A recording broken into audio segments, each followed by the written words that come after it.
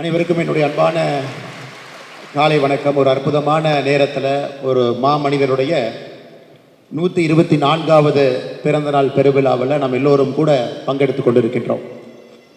மிக முக்கியமாக தமிழகத்தில் எந்த பள்ளிக்கூடத்தினுடைய மாணவ செல்வங்களுக்கு காமராஜர் ஐயாவை பற்றி தெரிந்திருக்கிறதோ, ஆழமாக புரிந்திருக்கிறதோ எனக்கு தெரியவில்லை. ஆனால் நிச்சயமாக நம்முடைய விவேகானந்தா வித்யாலயா மெட்ரிக் மேல்நிலை பள்ளி ஒரு ஆண்டும் கூட இந்த நாளை கல்வி வளர்ச்சி நாளாக, கர்மவீரர் காமராஜர் ஐயாவுடைய பிறந்த நாளை கல்வி வளர்ச்சி நாளாக தொடர்ந்து கொண்டாடி கொண்டிருக்கின்றீர்கள். பெரிய பெரிய மனிதர்கள்லாம் இந்த மேடைக்கு வந்து காமராஜர் ஐயாவை பற்றி பேசியிருக்கின்றார்கள். ஐயா, நான் பெரிதும் மதிக்கக்கூடிய தமிழருவி மணியன் ஐயா அவர்கள் இங்கே வந்து பேசியிருக்கின்றார்கள். கர்மவீரர் காமராஜர் ஐயாவை மிக அருகில் இருந்து பார்த்தவர்கள் இங்கே வந்து பேசியிருக்கின்றார்கள். எனக்கு மேடையில் இருக்கும் பொழுது இந்த பள்ளியினுடைய செயலராக இருக்கக்கூடிய போற்றுதலுக்குரிய ஐயா எக்ஸலன் ராமசாமி அவர்கள் என்று சொன்னார். ஐயா, தமிழருவி மணியன் அவர்கள் இங்கே வந்து காமராஜர் ஐயாவை பற்றி பேசிவிட்டு மாணவ செல்வங்களுக்கு சில கேள்விகளை கேட்டாங்க. அப்போ மாணவ செல்வங்கள் காமராஜர் ஐயாவை பற்றி எல்லா கேள்விக்குமே பதில் சொல்ல ஆரம்பித்த பிறகு தமிழருவி மணியன் ஐயாவே ஒரு நிமிஷம் ஸ்டன் ஆகிட்டார். எப்படி என்ன கேள்வி கேட்டாலும் பதில் சொல்கிறாங்களே. எனக்கு அருகில் மேடையில் இருக்கக்கூடிய இந்த பள்ளியினுடைய தலைவராக இருக்கக்கூடிய ஐயா வீனஸ் குமாரசாமி அவர்கள் இன்னொரு வார்த்தையை சொன்னாங்க. நம்ம பள்ளி மாணவங்கிட்ட நீங்கள் காமராஜர் ஐயாவை பற்றி என்ன கேள்வியை கேட்டாலும் பதில் சொல்லுவாங்க. ஏன்னா அந்த அளவுக்கு ட்ரெயின் ஆகிருக்கிறாங்க. காமராஜர் ஐயாவை பற்றி பேசி பேசி பேசி பேசி எல்லா மாணவ செல்வங்களுக்கும் ஐயாவை பற்றி நன்றாக தெரியும் என்று சொன்னார்கள். எத்தனை பள்ளியில் இவ்வளவு தைரியமாக மாணவர்களை வைத்துக்கொண்டு காமராஜர் ஐயாவுடைய வாழ்க்கையை முழுவதுமாக இவர்கள் படித்திருக்கின்றார்கள் என்று எவ்வளவு சொல்ல முடியுங்க. 1902ஆம் ஆண்டு பிறந்தவர் கர்மவீரர் ஐயா. இன்னைக்கு அவர் இருந்திருந்தால் 124 வயது அவருக்கு ஆகியிருக்கும். 1975 நம்மை விட்டு பிரிந்து இறைவனடி சேர்ந்திருக்கின்றார்கள். வாழ்ந்த வருடங்கள் பார்த்தீங்கன்னா 73 ஆண்டுகள் தமிழக மண்ணில் மக்களுக்காக வாழ்ந்த ஒரு மாமனிதர். 1902 பிறந்தார்னா அது வேறொரு காலம், வேறொரு யுகம். சுதந்திரத்திற்கான ஒரு பெரிய தாகம் இருந்துச்சு, ஒரு வேள்வி இருந்துச்சு.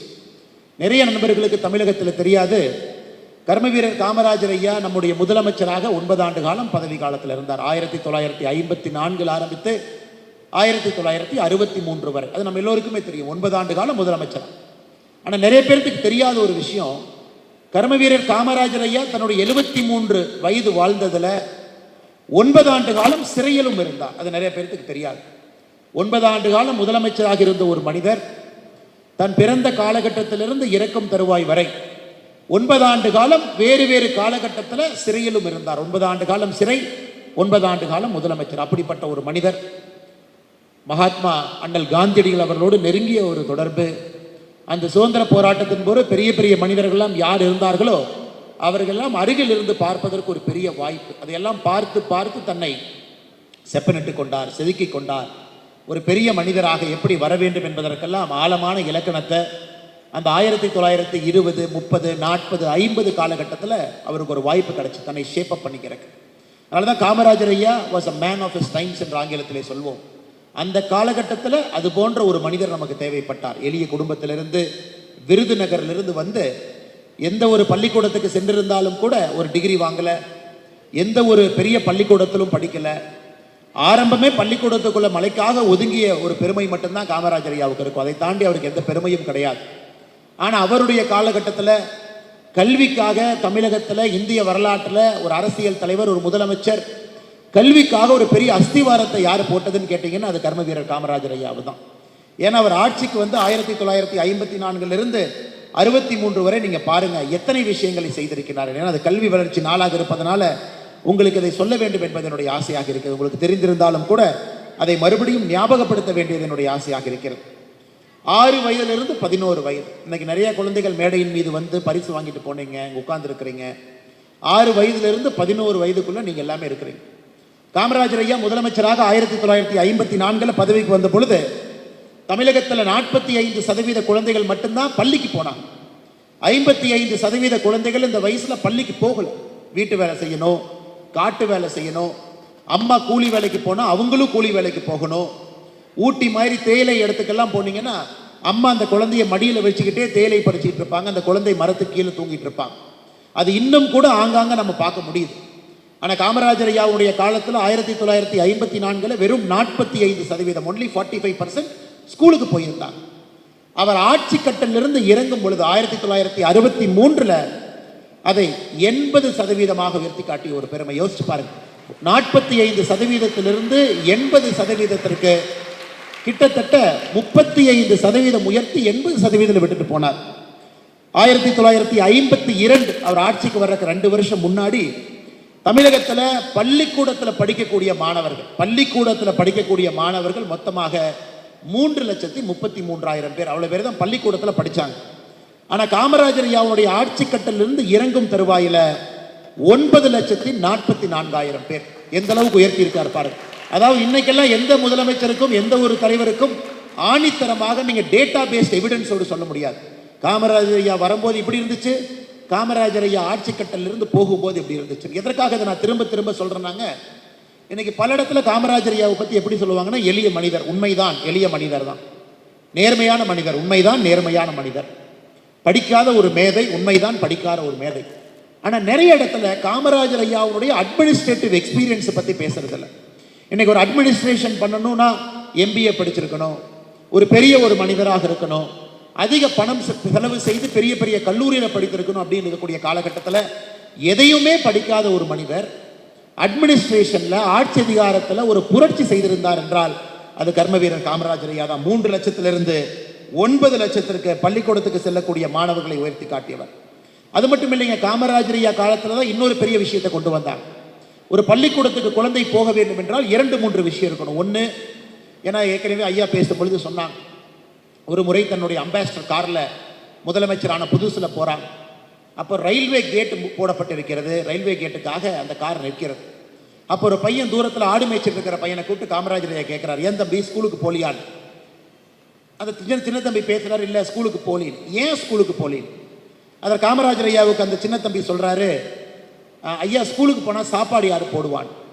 அப்படியே கோட்டைக்கு போகிறாரு, சென்னைக்கு போகிறாரு. தலைமைச் செயலாளர் சீஃப் செக்ரட்டரியை கூப்பிட்டு கேட்கிறார், தமிழ்நாட்டில் இருக்கக்கூடிய எல்லா பள்ளிக்கூடத்திற்கும் நாம மதிய உணவு கொடுக்க வேண்டும் என்றால் எவ்வளவு செலவாகும்? நீங்க நல்லா யோசிச்சுங்க.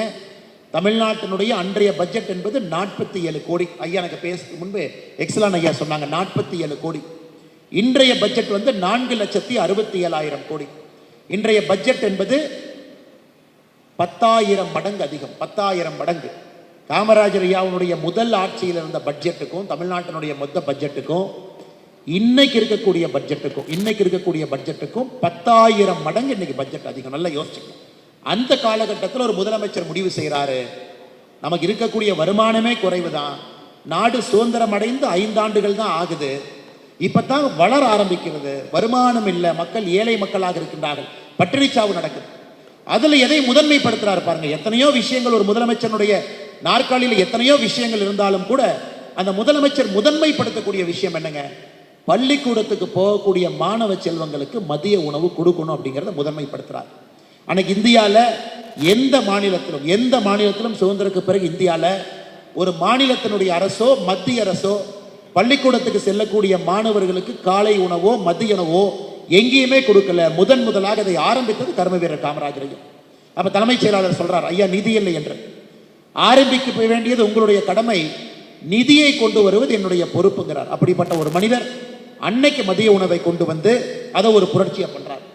அதன் பிறகு இரண்டாவது காமராஜர் ஐயா நினைக்கிறாரு, எல்லா குழந்தைகளும் பள்ளிக்கூடத்திற்கு வர வேண்டும் என்றால் அந்த குழந்தை வீட்டு பக்கத்துல பள்ளிக்கூடம் இருந்தா தான் வரணும். ஏன்னா அப்ப டிரான்ஸ்போர்ட் கிடையாதுங்க. இன்னைக்கு நீங்க யோசிச்சு பாருங்க, ஸ்கூல் பஸ் இருக்கு, அரசு பேருந்து இருக்கு, அப்பா அம்மாட்ட 2 வீலர் இருக்கு, ஏன் சில வீட்டில் கார் இருக்கு, கொண்டு வந்து விட்டுட்டு போறாங்க. அன்னைக்கு குழந்தைகள் நடக்கணும். 1 கிலோமீட்டர், 2 கிலோமீட்டர், 5 கிலோமீட்டர், 10 கிலோமீட்டர் வரைக்கும் நடந்த எத்தனையோ குழந்தைகள் இன்னைக்கு பெரியவர்களாகி இந்த அரங்கத்தில் நிச்சயமாக அமர்ந்திருக்கின்றார்கள் என்பது நிச்சயமாக எனக்கு தெரியும். அன்னைக்கு காமராஜர் ஐயாவுடைய அடுத்த உத்தரவு, வீடிலிருந்து 3 மைல் தூரத்துல ஒரு நடுநிலை பள்ளி இருக்கணும்.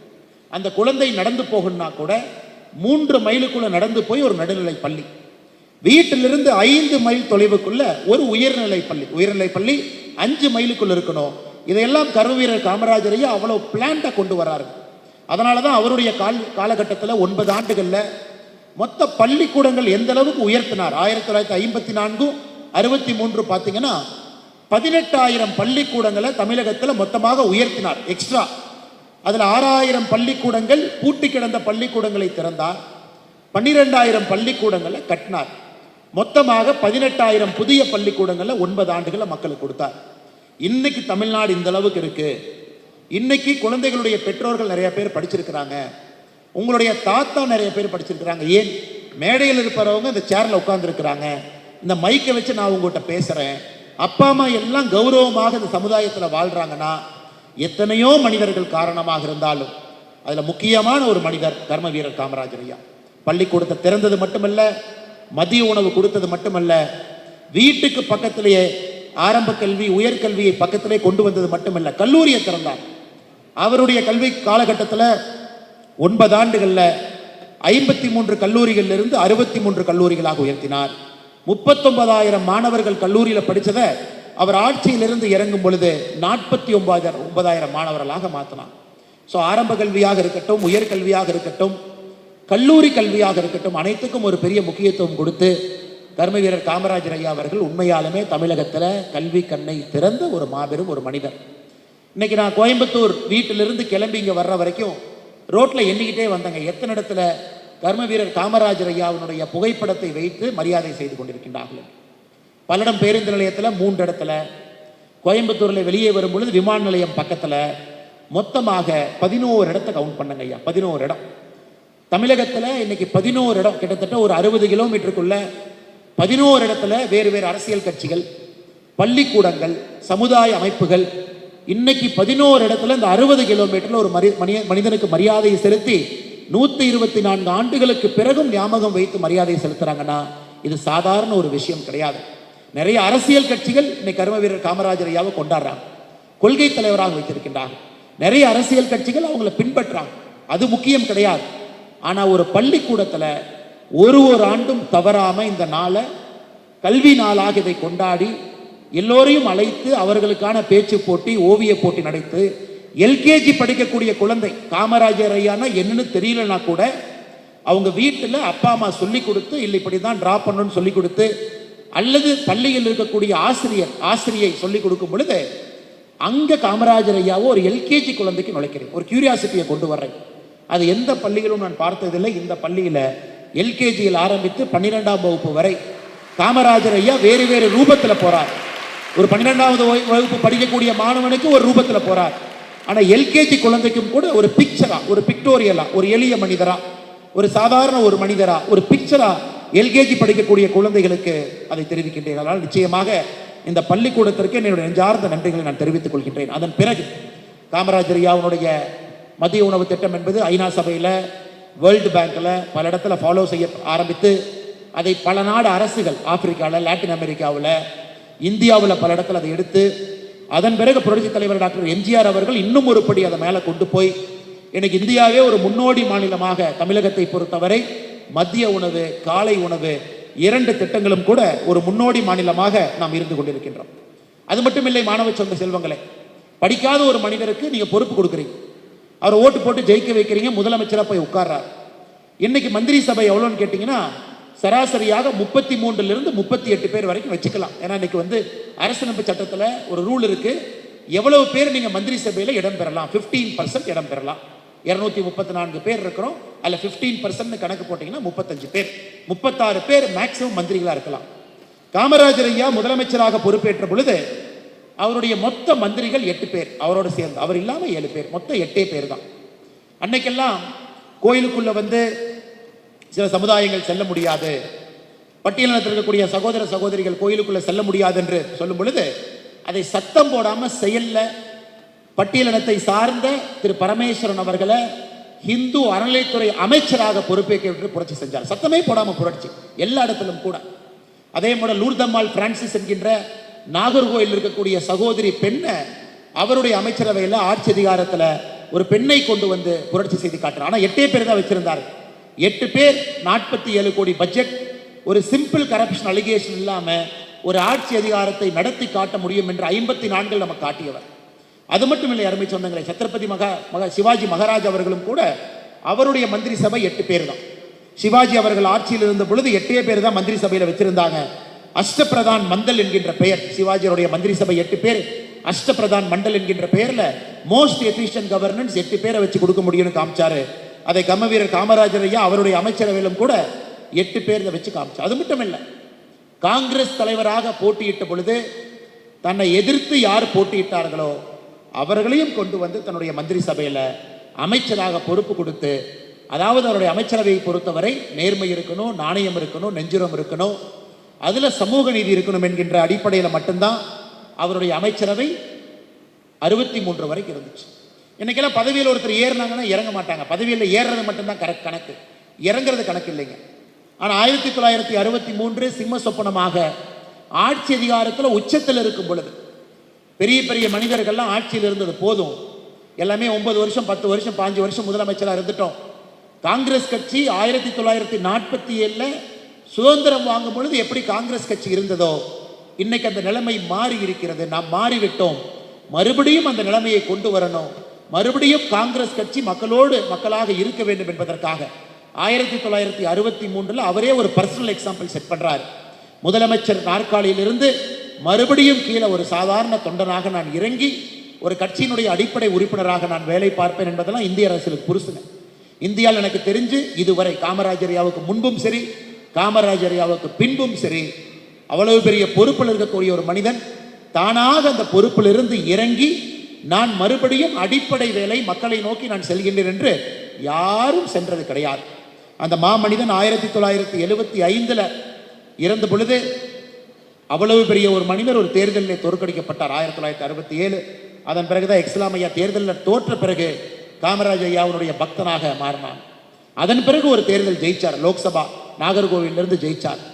அதன் பிறகு எமர்ஜென்சி வந்துச்சு. எமர்ஜென்சி காலகட்டத்தில் தன்னுடைய உயிரை விட வேண்டிய ஒரு கட்டாயமும் அவருக்கு ஏற்பட்டது. அந்த மனிதரை நீங்கள் முழுமையாக இந்த மனிதரை புரிந்து கொள்ள வேண்டும். தன்னுடைய தாய் எப்படி எப்படி நடந்துக்கிட்டாரு, பர்சனல் எக்ஸாம்பிள் எப்படி செட் பண்ணாரு. இன்னைக்கு இந்தியா முழுவதுமே குடிக்கிற தண்ணி பைப்பு மூலமாக வர வேண்டும் என்கின்ற திட்டம் இருக்கு. அன்னைக்கு காமராஜர் ஐயா ஒரு பர்சனல் எக்ஸாம்பிள் வச்சார். தன்னுடைய வீட்டுக்கு பைப்பு மூலமாக குடி தண்ணீர் வர வேண்டும் என்றால் அந்த கிராமம் முழுவதும் பைப்பில் தண்ணி வந்த பிறகுதான் தன்னுடைய வீட்டுக்கு வர வேண்டும் என்பதிலே தெல்ல தெளிவாக இருந்தார். அதுவும் உங்களுக்கு தெரியும், கண்டிப்பாக தமிழன் மணியன் ஐயா சொல்லியிருப்பார். ஒரு முறை வீட்டுக்கு சென்ற பொழுது தன்னுடைய வீட்டுக்கு பைப்பு மூலமாக குடி தண்ணீர் வரும் பொழுது தன்னுடைய தாயிட்ட கேட்கிறார், ஏன் நம்ம வீட்டில் பைப்பில் தண்ணி வருது? தாய் சொல்றாங்க, நடக்க முடியல, முட்டி வலிக்குது, பஞ்சாயத்துக்காரங்களே போட்டுட்டு போயிட்டாங்க. தன்னுடைய தாய்க்கு கொடுக்கப்பட்ட அந்த பைப்பு மூலமாக வரக்கூடிய குடி தண்ணீரை கூட அந்த பைப்பை பிடுங்கி எடுத்து திரும்ப பஞ்சாயத்து எடுத்துட்டு போக சொல்றாரு.